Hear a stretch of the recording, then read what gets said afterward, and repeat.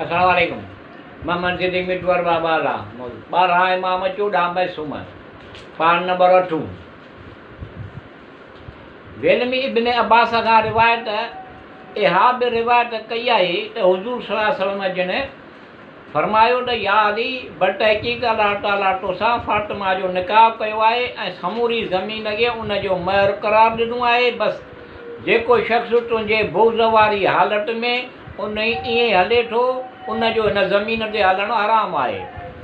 मुस्नद इमाम अहमद बिन हंबल रोज़तुल अहबाब नुज़हतुल मजालिस ऐं अहले सुन्नत जे उलमान जे ॿियनि किताबनि में इन्स बिन मालिक खां रिवायत आहे त आऊं हुज़ूर सल्लल्लाहु अलैहि वसल्लम जे ख़िदमत में हाज़िर हुयुसि त मथनि वही जा आसार ज़ाहिर थिया। जंहिंखां पोइ पाण सल्लल्लाहु अलैहि वसल्लम जिन फरमायो त बतहकीक अल्लाह ताला हुकुम ॾिनो आहे त आऊं अली अलैहिस्सलाम सां फातिमा अलैहिस्सलाम जो अक़द करे छॾियां। 14 सितारे जो मुसन्निफ़ लिखे थो त हज़रत अली अलैहिस्सलाम हुज़ूर सल्लल्लाहु अलैहि वसल्लम जे मशवरे सां पंहिंजी ज़र 500 दरहमनि में फ़रोख़्त कई ऐं उनखे ई महर करार ॾेई पहिरीं ज़ुलहज सन 2 हिजरीअ ते हज़रत अली अलैहिस्सलाम जिन जो सैयदा फातिमा ज़ुहरा सलाम अलैहा सां निकाह थियो। मस्जिद नबवीअ में निकाह जी थियल उन महफ़िल में हुज़ूर सल्लल्लाहु अलैहि वसल्लम जिन निकाह पढ़ायो ऐं पोइ 24 ज़ुलहज सन 2 हिजरीअ ते जनाबे सैयदा अलैहिस्सलाम जिन जी रुख़सतीअ जे मौक़े ते वलीमे जी आम दावत ॾिनी वई जंहिंमें माण्हुनि खे पेट भरे खाधो खारायो वियो ऐं पोइ रुख़सती थी। तारीख़ूं लिखनि थियूं त जॾहिं जनाबे सैयदा फातिमा ज़ुहरा जी रुख़सती थी त हर तरफ़ खां मुबारक सलामत ऐं ख़ैर बरकत जूं सदाऊं ॿुधण में अची रहियूं हुयूं।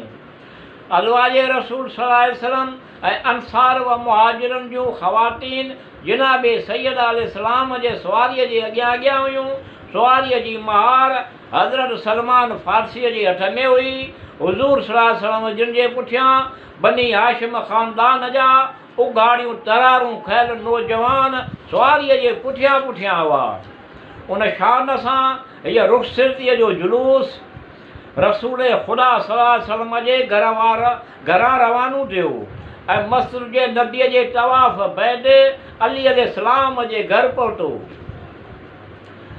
हज़रत अली अलैहिस्सलाम जे घर पहुची हुज़ूर सल्लल्लाहु अलैहि वसल्लम जिन पाणीअ जो प्यालो तलब कयो, पाणीअ ते कुझु दुआऊं पढ़ी दम कयाऊं ऐं पोइ हज़रत अली अलैहिस्सलाम ऐं जनाबे सैयदा अलैहिस्सलाम जे मथे सीने ऐं ॿांह ते उन पाणीअ जा छंड हणी फरमायाऊं त बारेला ऐं हिननि जे औलाद खे शैतान जी मगा तुंहिंजी पनाह में ॾियां थो। उन बैदि जनाबे सैयदा अलैहिस्सलाम खे फरमायाऊं त ॾिस अलीअ खां बेजा सुवाल न कजांइ, ही दौलत मद न आहे पर दुनिया में सभ खां आला ऐं अफ़ज़ल आहे। उन खां पोइ हज़रत अली अलैहिस्सलाम खे मुखातिब थी फरमायाऊं त फातिमा मुंहिंजे जिगर जो टुकड़ो आहे, का अहिड़ी ॻाल्हि न कजांइ जंहिंसां हिनखे मलाल थिए। सैयदा फातिमा ज़ुहरा सलाम अलैहा हुज़ूर सल्लल्लाहु अलैहि वसल्लम जिन जे घर मां हज़रत अलीअ जे घर में आई त हज़रत अलीअ जो घर फ़ज़ाइल ऐं कमालात सां वधीक आरास्ता थी वियो। ॿई ॼणा गॾिजी हिक ॿिए जे तावन ऐं मदद सां घर हलाइण लॻा। हज़रत अली अलैहिस्सलाम जिन सुबुह जो सवेर मस्जिद हलिया वेंदा हुआ ऐं उतां महिनत ऐं मज़ूरी करण निकिरी वेंदा हुआ। जनाबे सैयदा अलैहिस्सलाम पंहिंजे घर जो समूरो कमुकार पंहिंजे हथनि सां सरअंजाम ॾींदी हुई ऐं जॾहिं हज़रत अली अलैहिस्सलाम जिन घर वापसि ईंदा हुआ त हिकु फर्मा बरदार ज़ाल जी हैसियत में संदसि ख़िदमतूं सरअंजाम ॾींदी हुई। तारीख़ूं लिखनि थियूं त जहिड़ी तरह बीबी ख़दीजा अल कुबरा पंहिंजे सॼी हयातीअ जिन जी ख़िदमत में गुज़ारी अहिड़ी तरह जनाबे सैयदा अलैहिस्सलाम पंहिंजी हयाती हज़रत अली अलैहिस्सलाम जे ख़िदमत में गुज़ारी। जहिड़ी तरह हुज़ूर सल्लल्लाहु अलैहि वसल्लम जिन बीबी ख़दीजा अल कुबरा जे हयातीअ में ॿी शादी न कई, अहिड़ी तरह हज़रत अली अलैहिस्सलाम बि जनाब सैयदा अलैहिस्सलाम जे ज़िंदगीअ में ॿियो अकुद न कयो। सैयदा फातिमा ज़ुहरा अलैहिस्सलाम खे रब ताला ॿ पुट ऐं ॿ न्याणियूं वटा कयूं, जिन मां हज़रत इमाम हसन अलैहिस्सलाम जी आमद बासादत 15 रमज़ान 3 हिजरी, हज़रत इमाम हुसैन अलैहिस्सलाम जी आमद बासादत 3 शुबान 4 हिजरी, सैयदा ज़ैनब अलैहिस्सलाम जी आमद बासादत 5 जमात अव्वल 6 हिजरी, किन तारीख़ुनि में पहिरीं शुबान 6 हिजरी बि आयल आहे। ऐं सैयदा उम्मे कुलसूम अलैहिस्सलाम जी आमद बासादत 9 हिजरीअ में थी, जॾहिं त 11 हिजरीअ में हज़रत मोहसिन अलैहिस्सलाम जो हमल साक़ित थियो।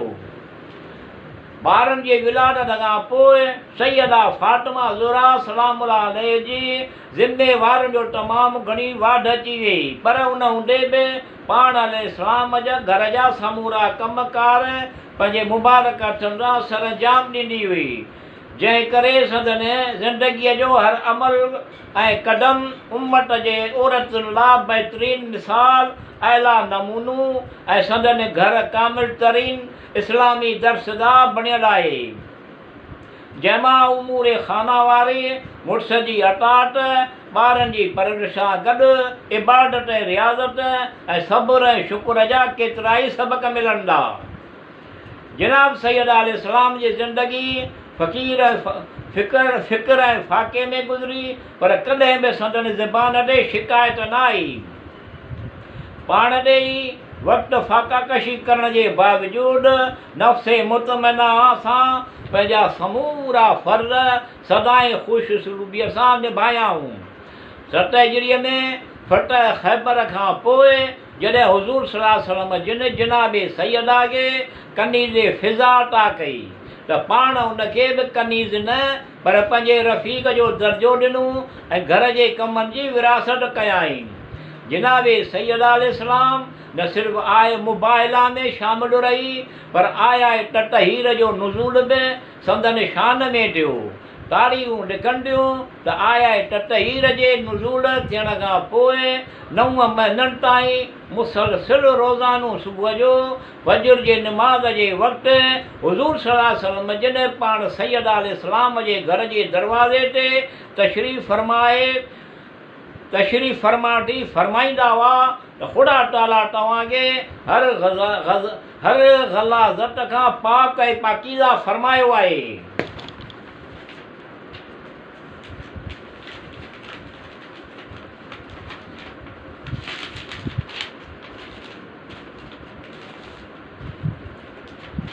जनाब किताब मजमुए अल फ़ज़ाइल में आहे त हिक भेरे ईद जे राति हसनैन करीमैन अलैहिस्सलाम पंहिंजी वालदा माजिदा सां नवां कपिड़ा पाइण जी ख़्वाहिश ज़ाहिर कई।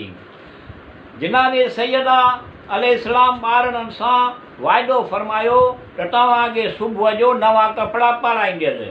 उन बैदि जनाबे सैयदा अलैहिस्सलाम इबादत इलाहीअ में मशगूल थी वई। हुक्म ख़ुदावंदीअ तहत हज़रत जबरील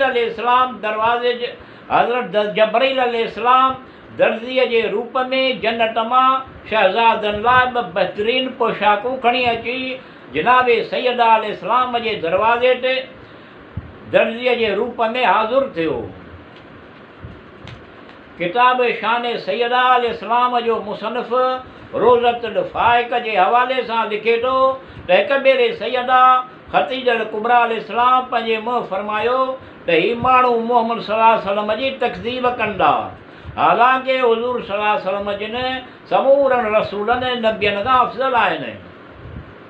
जनाबे फातिमा ज़ुहरा अलैहिस्सलाम शिक में पादर मां आवाज़ ॾिनो, अमा तव्हीं उनजो रंज न करियो ऐं न ई ख़ौफ़ करियो, अलाह ताला मुंहिंजे वालद माजिद सां गॾु आहे।